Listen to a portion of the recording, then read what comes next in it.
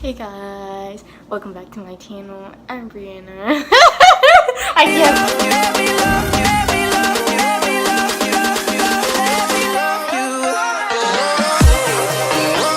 Hey guys, welcome back to my channel. Today is an episode of Cooking with Brianna.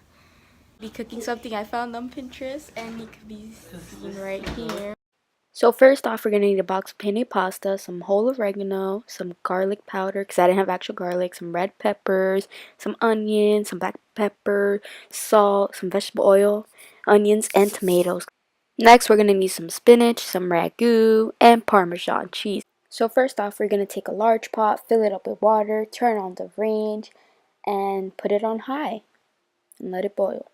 Next, you're going to pour in some salt, about a handful, into your boiling pot.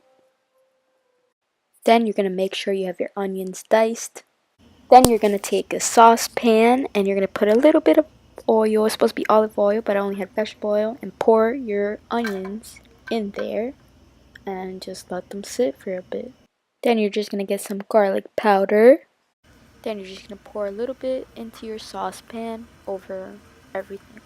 Then make sure you have your tomatoes cut and however much you want, pour it in. Next, you're going to get some crushed red peppers and pour it into your saucepan however much you want. I just put a little bit because I don't want it too spicy. Then you're going to just grab some oregano and pour however much you want. Then you're just going to grab a whole bottle of ragu or tomato sauce, whatever you want, and just pour the whole thing in the saucepan.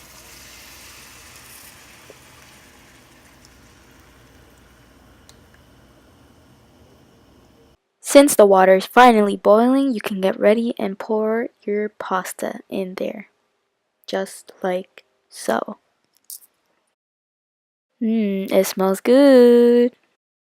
Now make sure you got your spinach.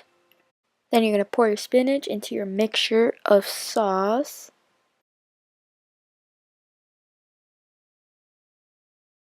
Then you're just going to mix everything up with the sauce.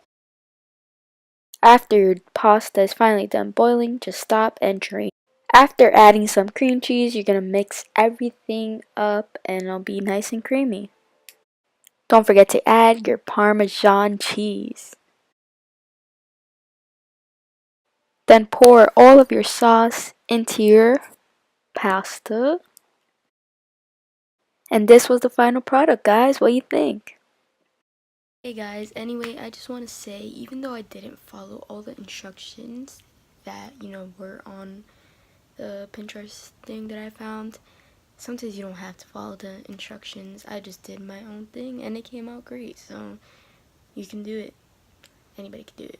Thank you guys for watching this video and I'll see you guys next time. Move on. You watch me bleed it till I give